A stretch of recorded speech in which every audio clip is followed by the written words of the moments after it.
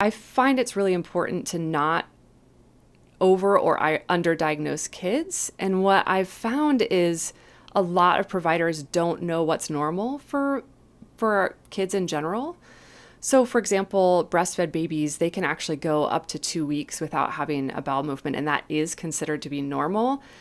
There's a difference, I think, in conventional medicine and in naturopathic medicine, because in conventional medicine, they say, oh, up to 2 weeks is fine, don't worry about it.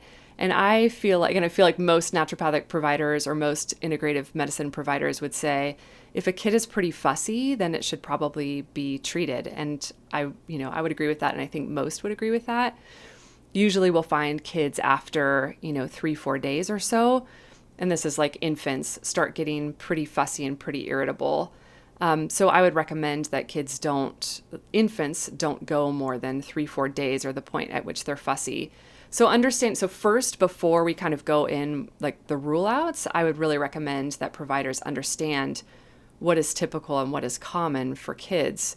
In terms of older kids, so like toddler and up, once kids are either exclusively on solid foods or mostly on solid foods, it's pretty normal for kids to go every 1 to 2 days of having a bowel movement.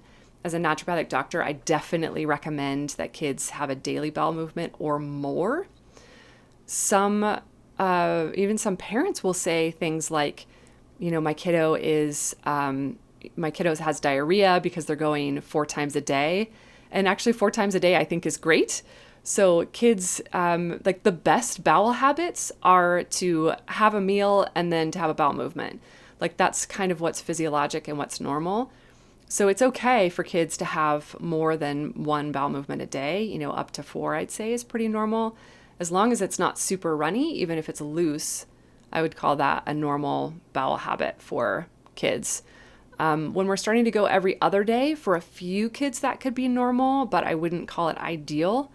And then once kids are skipping more than 2 days, usually by day 2 to 3, they're quite grumpy. And really, it's the grumpiness and behavior problems that we see with constipation that I really want to address, because I've had a ton of kids in my practice where they're having temper tantrums. They seem like they have major behavior problems in preschool and they're just constipated, So I really want to make sure that we address that right away. I feel like for kids who have an overlap of behavior issues and constipation, I always treat the constipation first, and at least 50% of the time, I think a lot of their behavior problems go away. There's a lot of kids who seem like they have behavior problems, but they're just constipated. Lots, especially in the toddler group. I would say from ages 2 to 4, that's probably the number one for these really irritable, obnoxious, problem kids that are not problems, they're just constipated. And I still see quite a bit of overlap in the elementary school age kids as well, 5 to 12 or so. The kids that are having behavior problems at school, some of them are definitely constipated. I saw a case study on social media not that long ago, and the case was something like 5-year-old with constipation and behavior problems. There's a few other points, but mostly the kiddo is normal with constipation and behavior problems. And then the question on social media was, what's this kiddo's diagnosis? And I saw some really interesting and odd answers from integrative health providers, or what I'm assuming were, maybe there were other parents giving their opinion too, but several of them said something like PANDAS or PANS. And this really bothers me, is because I feel like PANDAS went from being really underdiagnosed to now being severely overdiagnosed in kids.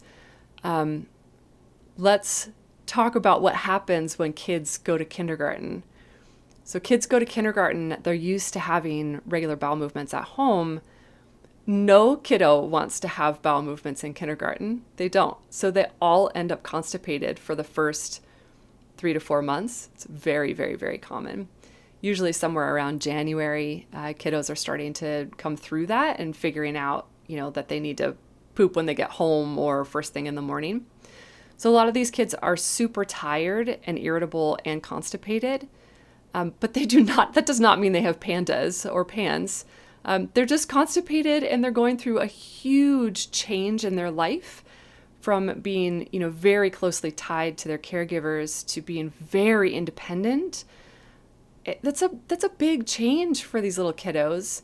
I just really discourage providers from giving kids a really big diagnosis like that when sometimes it can be just a normal transition in their life that we need to support kids through rather than, applying labels to totally normal kids. So that's something I really want to educate families about and parents about and providers about so that we don't overdiagnose these sweet kiddos.